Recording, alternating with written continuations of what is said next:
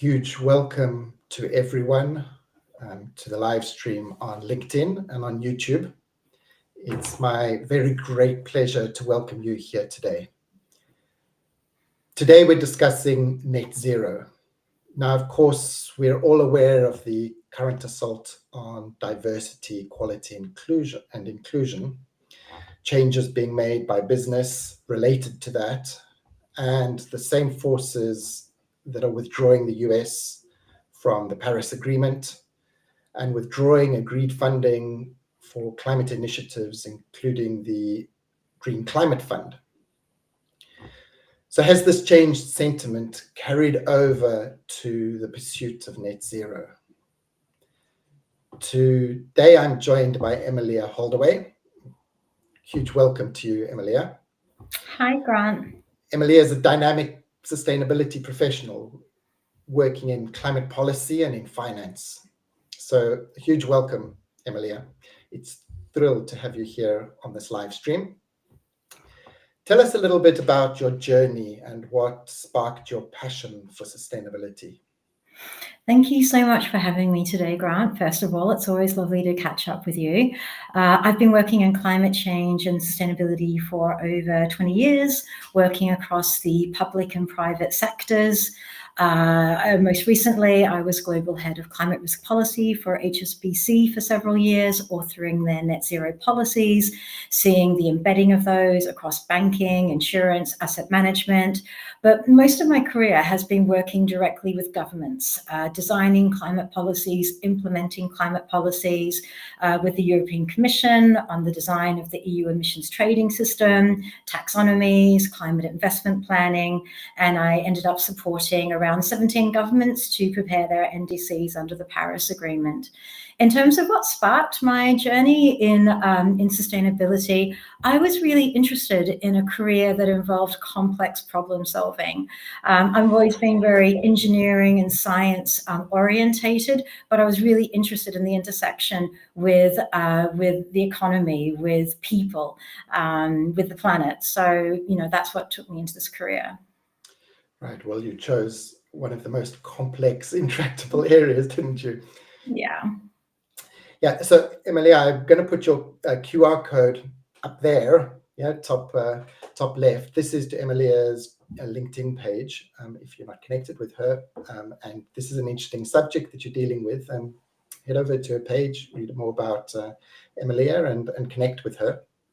And you'll also see I've put on that side of the screen our GCF Insight. There's a Green Climate Fund board meeting happening next week in Sondo in Korea. We have 2 people from ECO that are heading there. If you're also going to be there and you're watching this live stream, please get in touch with us. It would be great to connect around that. So we publish GCF Insight ahead of board meetings and have a webinar, a live stream after the board meetings too. Now, Emelia, you and I first worked together on a GCF project, didn't we? Yeah, that was really fun. Yeah.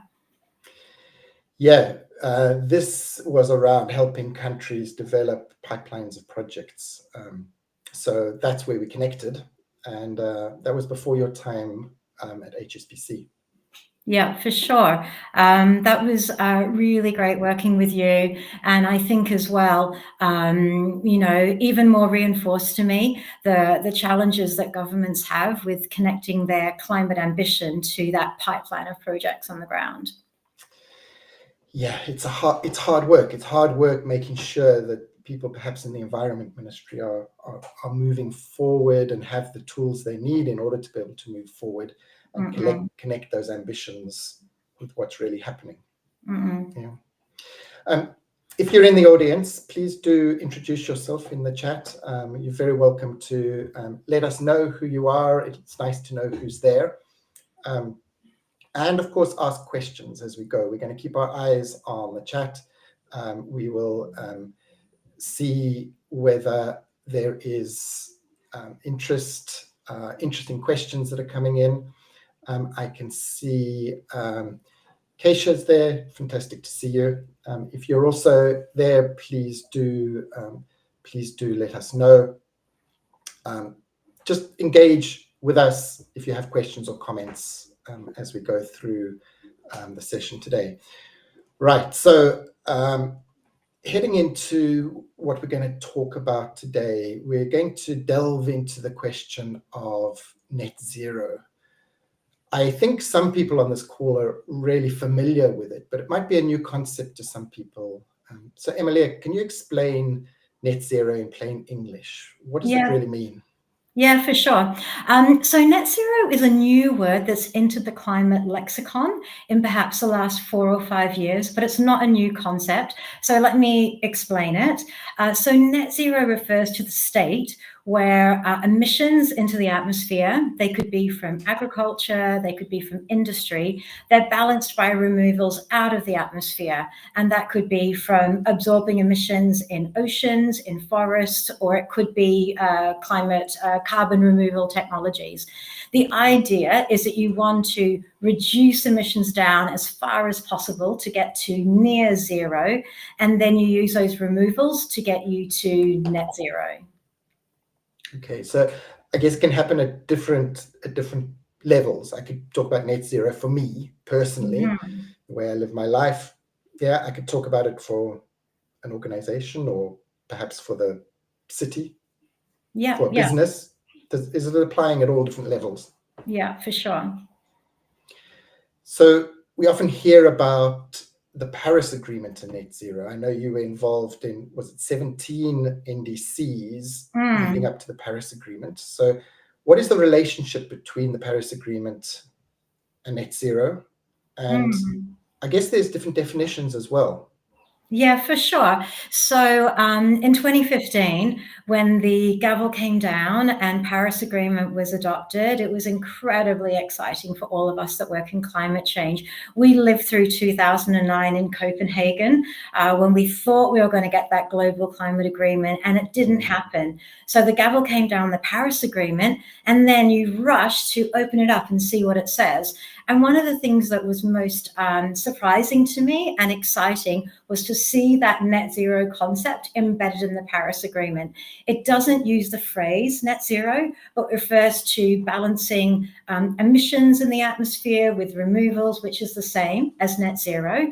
It says it includes a goal of doing that by the end of the century, which is arguably up to 2099.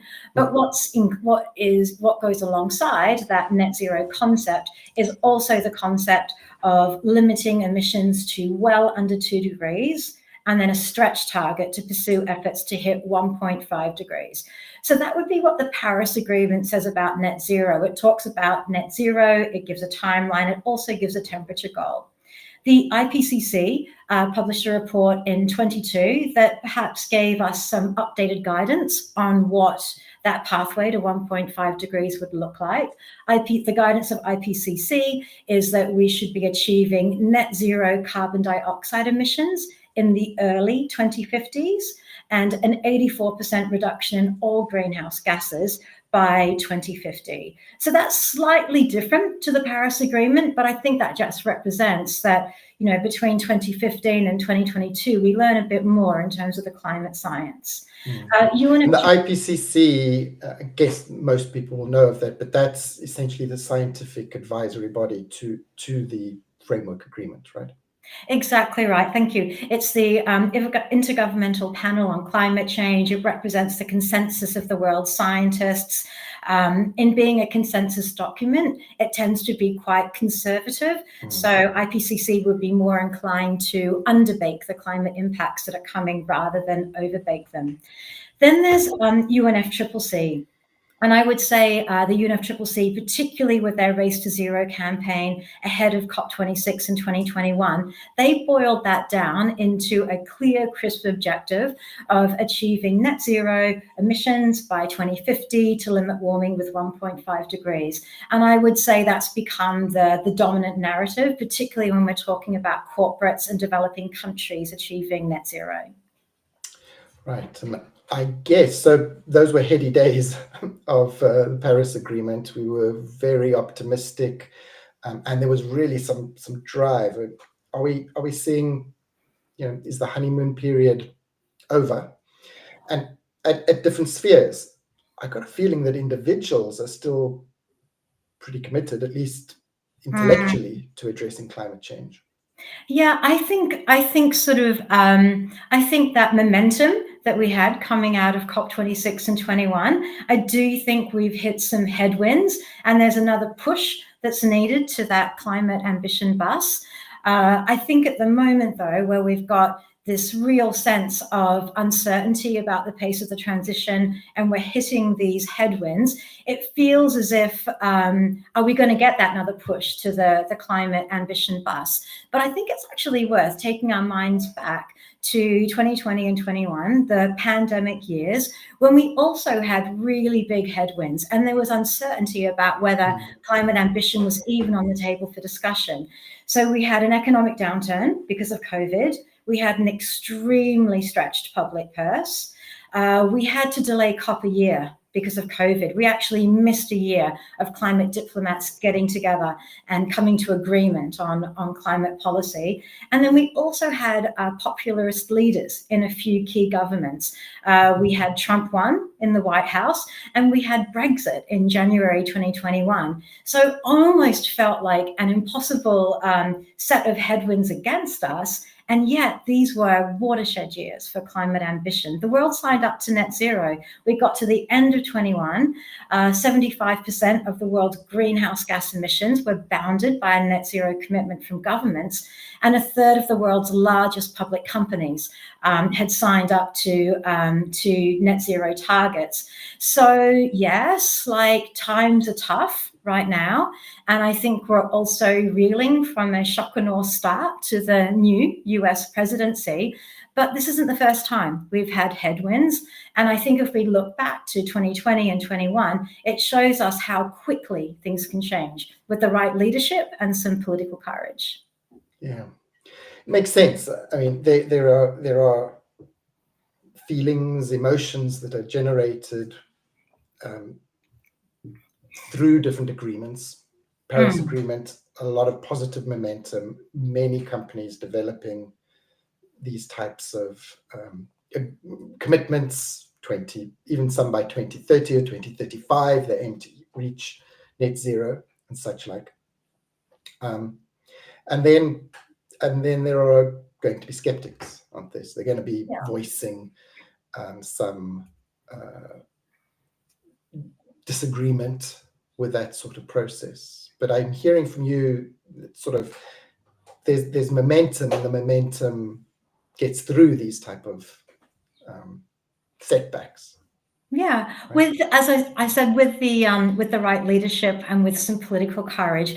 And I think the UNFCCC Race to Zero campaign ahead of COP26 did a really, really good job of that. It was an incredible piece of work. Yeah, those are really positive signs. I mean, political courage seems to be a bit scarce right now. Yeah, for understandable reasons, I guess. I would agree with that. I think there is like faltering on net zero happening for sure. And I would say, that's reflected in the corporate sector as well. But I think we have to remind ourselves that the news tends to highlight the bad news. The headlines that we get from the press. Not every corporate is faltering. Some are taking steps forward, some are holding steady with or without green hushing. And then, of course, there are also those that are perhaps micro backsliding on elements of their climate commitments. And then there are those that are just plain backsliding. They're revising their 2030 targets well out of alignment with 1.5 degrees. But I think there's actually like a few threads to unpick here, because I have heard a little bit of cynicism that they're moving backwards, or they're green hushing because they were never really committed to net zero in the first place, or, net zero has been window dressing. And so there's probably like four things I'd want to unpick to sort of understand like this moment and where we are. The first one in my mind is weak public policy. So what was put to corporates ahead of COP26 in 2021 was that we're all in this together. Financial institutions, governments, corporates, we're going to synchronize as best we can towards a net zero future in line with 1.5 degrees. But I would argue that governments haven't come through with their side of the bargain. You know, the mixture of policy sticks and carrots that would align our economies with net zero. So, for example, you know, governments are still allowing new oil and gas fields to be, you know, to be explored and developed. And most governments haven't, for example, set a target date or even date range for a net zero grid, you know, around which the power sector can then rally and prepare for. So I think that breeds some uncertainty and even some cynicism about the rate of the net zero transition. Because, do you want to jump in? Do you think that perhaps we were too buoyant with it right at the beginning? I mean, the idea that there was win-win all round, everyone, you know, it would be an easy thing. Is that part of this, you know, governments realizing, oh, wait a moment, we've got to make decisions that are quite challenging ones, and it's easy to go with a populist drill baby drill sort of perspective, right? Yeah, I think I would say we haven't had many politicians, many presidents, prime ministers that are really willing to make those arguments for net zero and high climate ambition and push through with that. I think sort of around that period, 2021, yes, we had some populist leaders, but we also had a really strong, you know, EU, and we had some other really, you know, strong voices for high ambition. I think at the moment we're lacking leadership, you know, that would, you know, and I think as well, we can't expect corporates to do the heavy lifting, you know, when it's uncertain about, you know, am I going to transition too soon, too quickly? You know, you want to have a sense that, you know, that there's a level playing field, at least within the sector that you're in. And I think sort of ideally it would be a race to the top in terms of climate ambition. But I think when there's uncertainty about the pace of the transition, you haven't got government policy shining a light, your competitors aren't visibly taking steps forward, then I do think inertia starts to build up, you know, in the corporate sector in terms of how far and how fast do we want to progress with our transition. I think sort of and that's the framework that policy makes for business to do its business, and unless it is making, the governments are setting solid, clear policies that you can make those business decisions on. Yeah, you know, the impetus is there. And you were going to tell us 4 different factors. I think I jumped on the first one. Yeah, no, that's fine. I think the next thing I wanted to highlight was that we need to grow the climate project pipeline. We're really getting there in terms of growth in renewables and electric vehicles, but we're also starting from a low base for both of those compared to fossil fuels.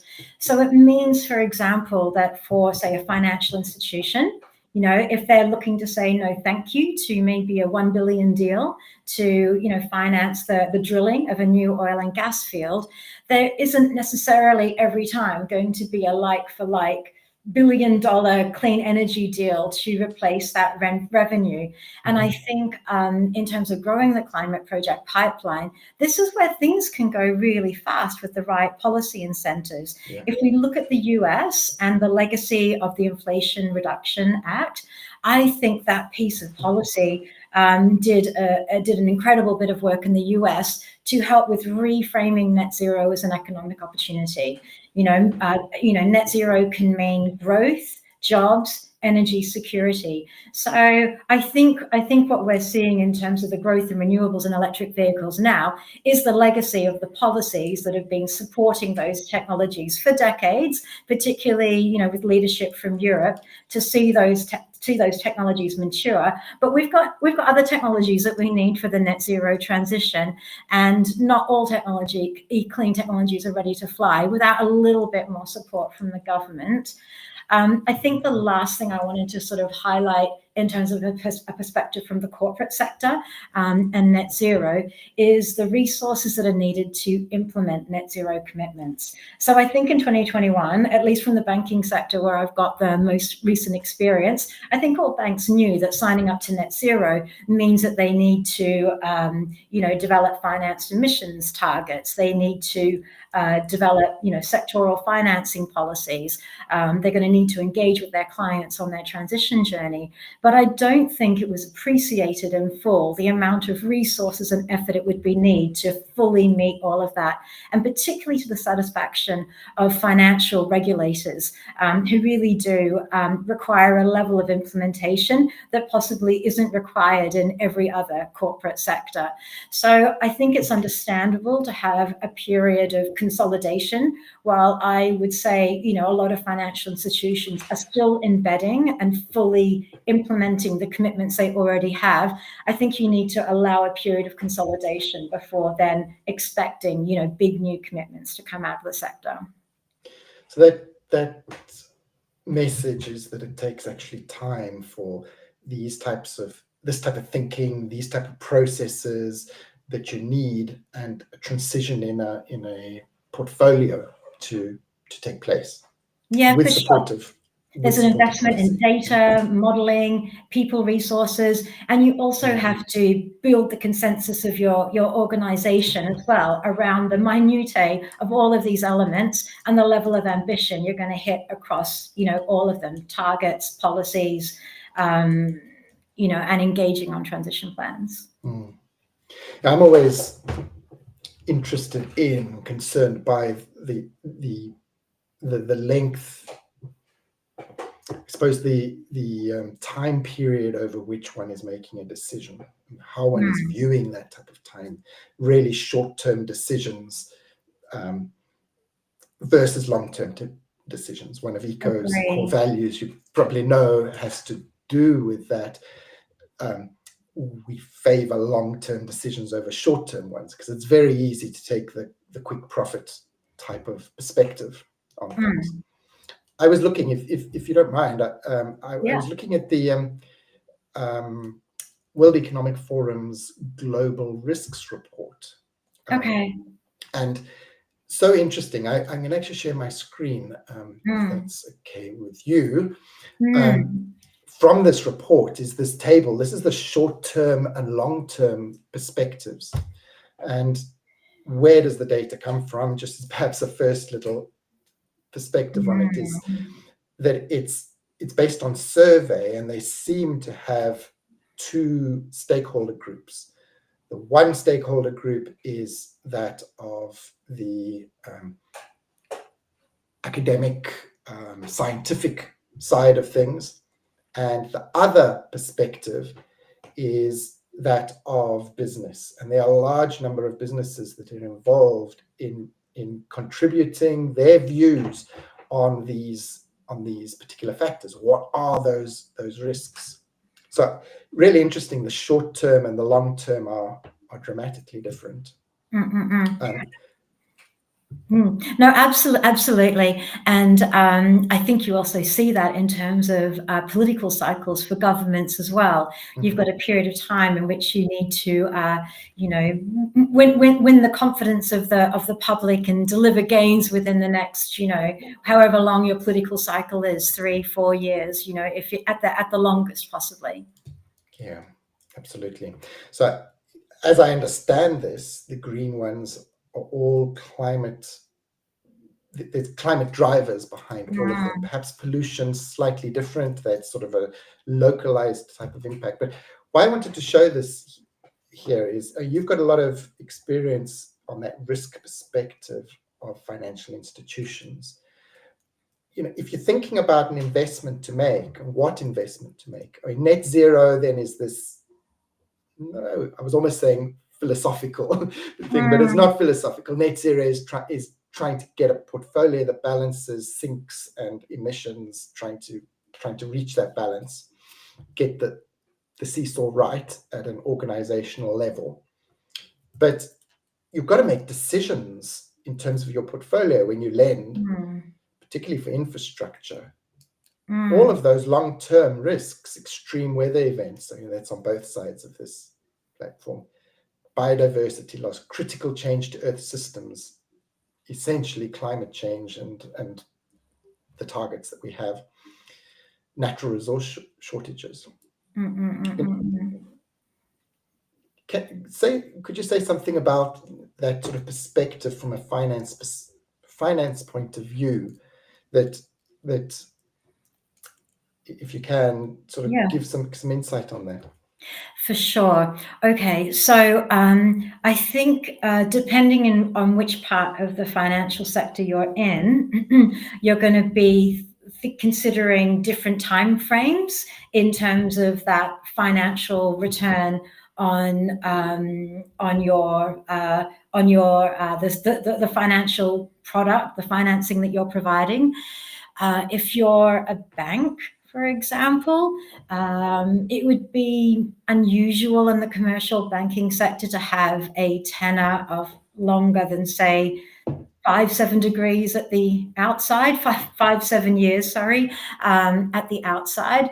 And I think sort of there's also that ability, depending on the type of financial product you're talking about, to be able to trade or exit a position if you need to, so I would say in terms of from a banking perspective, you're looking at the return in that time period, you're looking at the risk in that time period. And I think sort of, overlaying a longer term picture in terms of perhaps impact, if you like, or whether that's social impact or it could be climate impact, that's like a third factor into the equation, when banking would be more risk and return. And I think sort of with net zero policies in particular, financing policies that a bank might develop, they're sort of adding like a third lens on top of that. But it does create tension. I think institutional investors, they have the luxury of being perhaps slower and more patient capital. And you would see a lot of institutional investors would be doing a lot more lobbying of governments, for example, in terms of, aligning our economies with 1.5 degrees. Is that helpful, Grant? Yeah, I guess it's you started off by saying it depends what part of finance you're in. If you're working from an asset point of view, then those types of risks that I was showing, I guess, must stare asset managers front and center, depending on what the infrastructure is and such like. Versus if you're trying to make a loan to a business or such like, it's a different type of perspective. Either way, I mean, this is Zanara's comment in the chat saying regarding understanding net zero and the role of financial institutions. That's that balance between the short-term profitability and the long-term sustainability. You've got to, Zanara, I think, is echoing part of what we're talking about here. But also too, like in terms of those sort of threads that I mentioned feeding into, this faltering on net zero in the corporate sector, that competition within players in your own financial sector, you might make a choice to prioritize long-term sustainability goals and say no to particular deals. But if the government hasn't sort of set down guardrails for the transition of those types of assets in the economy, there will be another bank, that might be willing to, finance that deal instead, in which case you've made your institution possibly greener, but have you had an impact on the broader energy transition? And I think that's a point that you can sort of argue, either way. As more banks say, okay, these types of assets are things that we won't finance because it's no longer aligned with 1.5 degrees. I think that does create some pressure, and it does provide some signaling about the cost of, capital for certain types of assets. But it's all of this is much harder and happens much slower when we don't have that leadership from governments. Yeah. So that's the starting point, the leadership from the governments, moving through into developing pipelines when the environment is right, and ensuring that the resources are in place to support that ongoing type of transition. I made a comparison right at the beginning, talking about diversity, equity, and inclusion. Talking about, I mean, the US's position, which has, shock and awe, really shaken things up very substantially, and a fascinating impact on how people are seeing the world. Businesses generally, there are some businesses that stand out. Many of organizations and companies want to and are willing to stand out from the crowd. Eco being one of them, but by no means the biggest or the most substantial there. And cities, we've seen in the US, cities saying, well, they will take on the commitments of the US in the absence of national leadership. Yeah. So I mean, where am I going with this? Just in terms of the parallels here facing and the intersection between these issues. The political climate is do we all move in packs, I guess is the way of putting it. Are we and from the banking perspective, you don't want to be first mover, you want to see others, and you mentioned that you can make a green decision and lose out to your competitors and such like that. There is quite a strong pack mentality, isn't there? I think sort of on that sort of being in partnerships, being in alliances, and sort of linking it back to US politics at the moment, it's really hard not to talk about the anti-ESG campaign at the state level in the US, which is absolutely contributing to headwinds, particularly in the US, and then for global, companies that operate in the US. But I think we need to remind ourselves that is banks stepping back from being a part of climate alliances because they want to avoid the litigation that they're being anti-competitive by collaborating on climate goals. So it's about stepping back from those alliances rather than backsliding on their own climate commitments. So possibly a type of green hushing. It's not good news, like seeing headlines about banks leaving Net Zero Banking Alliance. And I think we saw yesterday, last 24, 48 hours, an Australian bank stepping back from Net Zero Banking Alliances. And it's not good news because climate alliances symbolize momentum. But I think it's too soon to do doom and gloom on this. We need to see it shake out in terms of whether that's accompanied by materially moving backwards on climate ambition. Yeah, those. I mean, if the commitment originally was a greenwashing type of approach, then of course nothing is lost. But that herd mentality.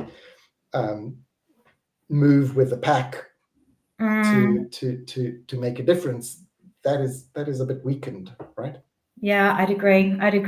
I think sort of we also in 21 we had Mark Carney rallying the financial sector and deploying a lot of his political capital, and currently distracted with a campaign running for Prime Minister of Canada. So I think sort of we really need some strong leadership figures to rebuild that commitment and to perhaps have a second handshake on that commitment to net zero.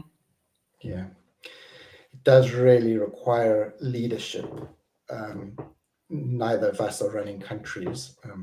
Perhaps fortunately, it's good leadership. But you remain optimistic. You're positive. We pitched this as a mixture of optimism and realism. Last year we saw global temperatures breach the 1.5 degree mark. That threshold. Is net zero still achievable? Is there reason for optimism? How do you see it?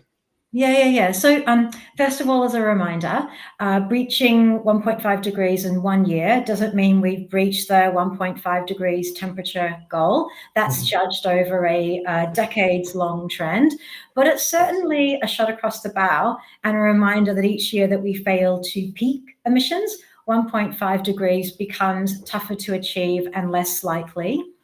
To get a sense of where we are, I think we need to look at a combination of the top-down picture in terms of the NDCs and government policies and where they're taking us, and then the bottom-up picture in terms of how policy implementation looks on the ground and how markets are responding to those policy signals. So, I mean, top-down, if you look at the last round of NDCs, analysts would say we're on track for 2.6 to 2.8 degrees of warming by the end of the century, which is a lot. If you take the most optimistic scenario where you broaden your scope from looking at the NDCs and all the some of the commitments that governments have made, then we're looking at 1.9 degrees by the end of the century, which is sort of just within that Paris Agreement window. This year, of course, there's an opportunity to do better on that with the next round of NDCs. The Paris Agreement, enshrined in it, the ratchet mechanism, is that each NDC should represent a progression on the last NDC. So we should see some movement downwards in terms of that long-term direction with the next round of NDCs. I would also... Just to interrupt you there, I mean, just in terms of NDCs, only a few countries hit the deadline, did they? I mean, St. Lucia, huge congratulations to St. Lucia, UK, a few others, right? Is that part of this political leadership that we're missing?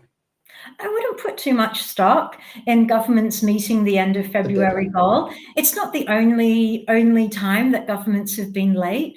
I think with the Paris Agreement back in 2015 and the INDCs, as they were called initial NDCs, governments were announcing their NDCs like into the negotiations, and I think there might have been one or two that might have come after COP. So I think if we get to COP and we don't have the next round of NDCs, well, that's terrible. But yeah, I wouldn't put. I don't think too many of us were necessarily expecting all the NDCs to come by end of February. As someone who's been on the inside of that process, supporting governments with their NDCs, I think the NDC headlines really matter.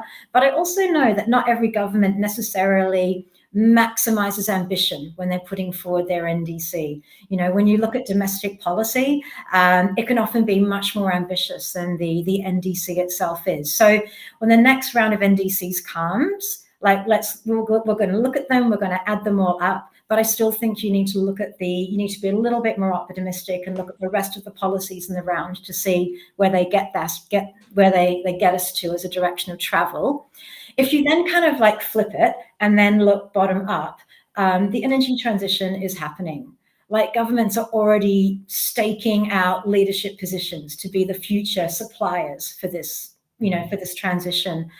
China, the world's biggest emitter, depending on which commentators you listen to, has possibly already peaked oil consumption or maybe about to, maybe is imminently expected to peak emissions. 1.5 degrees is still technically possible, but coming back to the start of the conversation, we really need that leadership and political courage. One of the best ways, in my view, to unlock some of that top-down ambition is to build confidence by seeing implementation happening on the ground. So we need the important discussions about what our temperature goal is, about the net zero commitments. But at the same time, we need to really keep our focus on turbocharging action with supportive policies, etc., rewarding and acknowledging our first movers. They're having it tough, particularly in the corporate sector, filling in all of the policy detail and that pathway for realizing net zero ambition and building that climate project pipeline. Fantastic. I love your optimism, your focus on we can do something, support this type of transition. It's a long, hard slog. It's not just bubbly and lots of fun. We've really got to make a transition. We've really got to bring about a transformation that won't just be sort of roses and champagne. It'll be a challenge. There's difficulty to face and difficult decisions to make. So you're saying support those first movers. Yeah. Absolutely. We've done it before.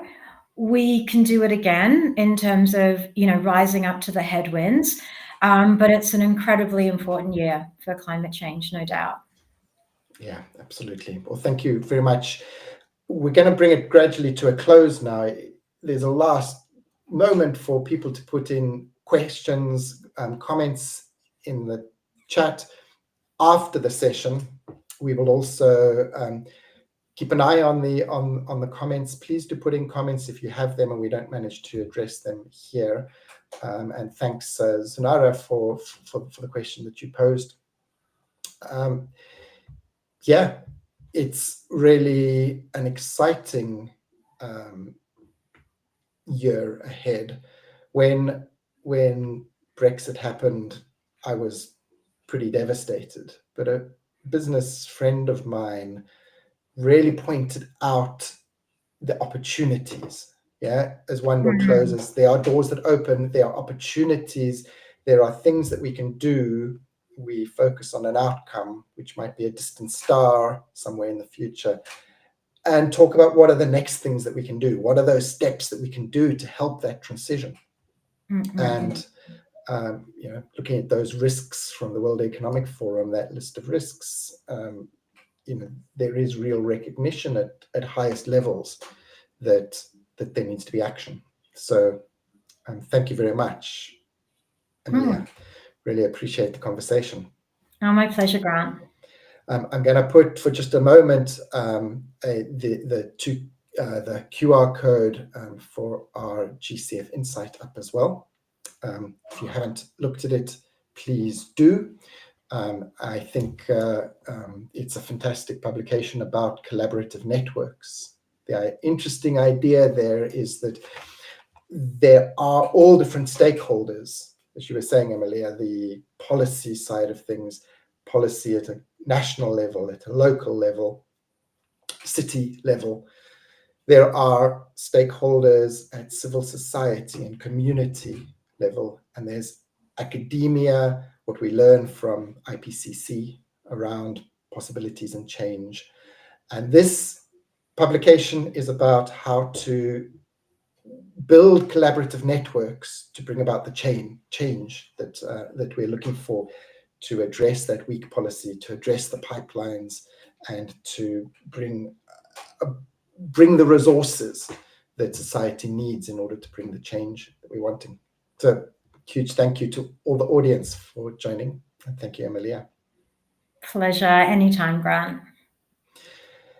All right, that's been great. See you next time. I don't have a live session next week. It's school holidays. I'm going to be away with family, but I will see you on the 27th for everyone that can join. We've got a fascinating discussion. The guest is working in, is Paulina Gulber. She is working in mobilizing climate finance in reductions of methane emissions in the oil and gas sector. Some controversies there. It's not an easy type of work, but I think you're going to be fascinated by the discussion. Thank you very much, everyone. Take care.